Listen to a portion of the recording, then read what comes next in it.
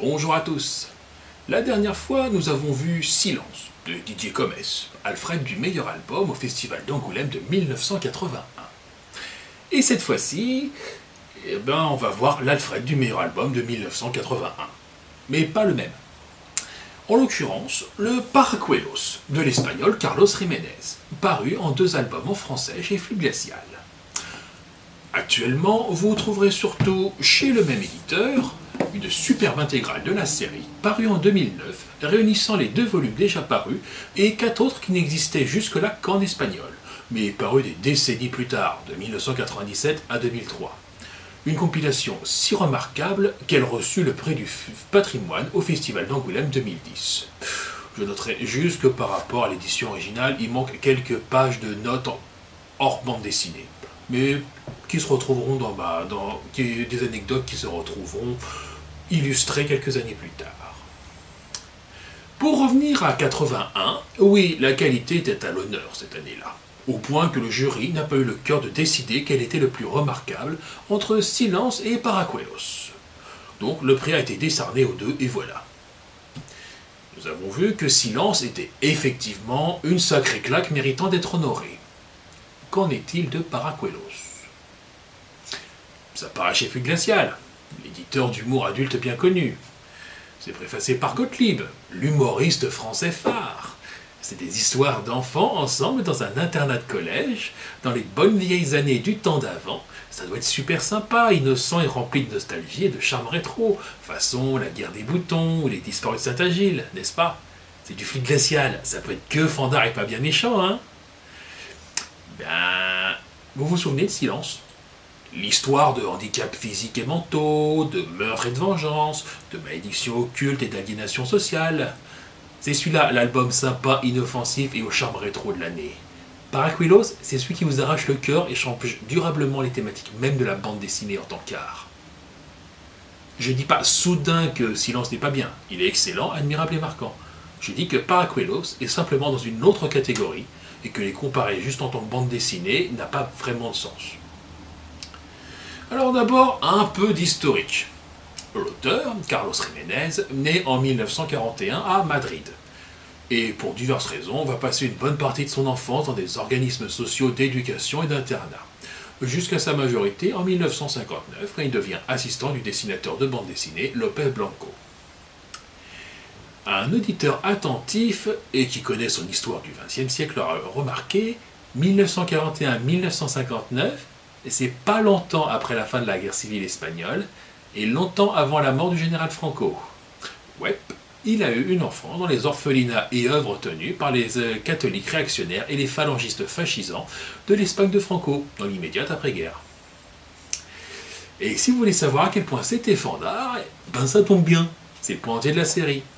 Nous raconter des anecdotes, des aventures et mésaventures enfantines et la découverte du monde que de charmants bambins peuvent avoir dans un environnement où la privation de tout est l'état habituel des choses, où les adultes considèrent la punition excessive comme l'entièreté de la méthode éducative, passant aussi bien par la violence physique que par l'humiliation psychologique gratuite, avec une discipline et des règles purement arbitraires et malveillantes. Le tout saupoudré d'endoctrinement religieux et nationaliste pour que les petites victimes culpabilisent de leur propre malheur. Mais n'allez pas croire qu'il ne s'agit que d'histoire, d'éducation et de relations enfants-professeurs. On y trouve aussi le genre de franche amitié qui se développe entre de jeunes enfants recevant ce type d'éducation saine, ferme et rigoureuse. Parce qu'il faut le croire que cette notion de la vertu est contagieuse. Sans ironie, les histoires se concentrant sur les relations entre enfants, si elles n'excluent pas bien sûr la cruauté naturelle de leur jeu, font montre d'une réelle solidarité et de la belle amitié qui se forme quand d'aucuns sont confrontés à un univers hostile où on ne peut se réchauffer le cœur qu'à la chaleur mutuelle, alors que même cette amitié est pourchassée et punie.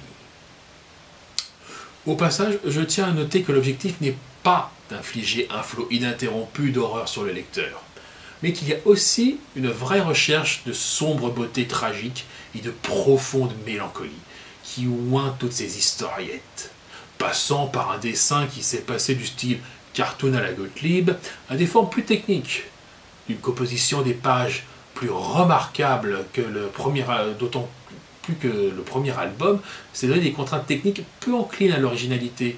En l'occurrence, des cases engauffriées strictes sur 2 pages. Pour les albums suivants, Jiménez se libère un peu dans la forme. Et une parfaite maîtrise des figures de style graphique.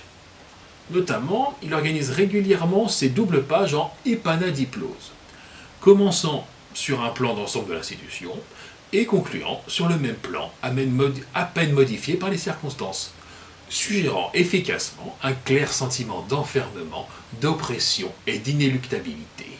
Quoi qu'il se passe, personne ne sort des limites de l'internat.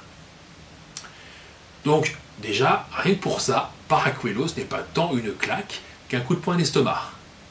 Si on rit, ça n'est même pas d'un rire jaune, c'est d'un rire horrifié. On rit parce que le rire est une réaction de peur. On ne lâche pas le livre malgré le dégoût qu'il inspire pour les mêmes raisons qu'on ne quitte pas des yeux un accident de la route. Cette œuvre est une atrocité, et je dis ça dans un bon sens. Au passage, sa présence chez Fluide Glacial pourrait passer pour une anomalie éditoriale. Mais au final, pour son époque, je vois pas chez quel autre éditeur ça aurait pu paraître. Avec son mauvais esprit assumé, son exploration de l'absurdité de l'existence, ses thématiques adultes traitées sous l'angle de l'immaturité, et plus simplement son style graphique. Sûr, ça fait bizarre à côté d'Etika ou des Ragnagna de Gottlieb, mais c'est crédible à côté de l'institution de Binet, des idées noires de Franquin ou des Carmen Cru de Lelon. Mais le plus gros point de cette œuvre, c'est que son contenu est véridique et basé sur le vécu et les souvenirs de l'auteur. Bon, comme il le mentionne lui-même, ce n'est pas toujours ses propres souvenirs, même s'ils sont une bonne majorité. Il y a aussi des rapports d'amis et connaissances sur leur propre expérience des bonnes œuvres franquistes. Et le tout est romancé, les noms des personnages changés, mais le tout homogénéisé pour que les individus réels soient représentés par des types de personnages récurrents. Néanmoins, c'est foncièrement ancré dans le réel, l'historique et le vécu, ce qui contribue à l'adorable horreur de l'œuvre. Ce seraient des faits inventés, les histoires n'auraient pas le 10e de leur impact. Mais surtout, aussi improbable que cela puisse paraître maintenant, ce concept même est révolutionnaire. Paracuelos est la première bande dessinée autobiographique à paraître en France, et à être écrite en Europe d'une manière générale. Même par rapport aux premières autobiographies qui sont parues dans l'underground américain des années 70, et qui sont franchement nombrilistes et névrotiques, on est là dans une tentative de témoignage d'un contexte historique et géographique, une tentative de raconter l'histoire, le monde et la société par l'expérience personnelle, en bande dessinée.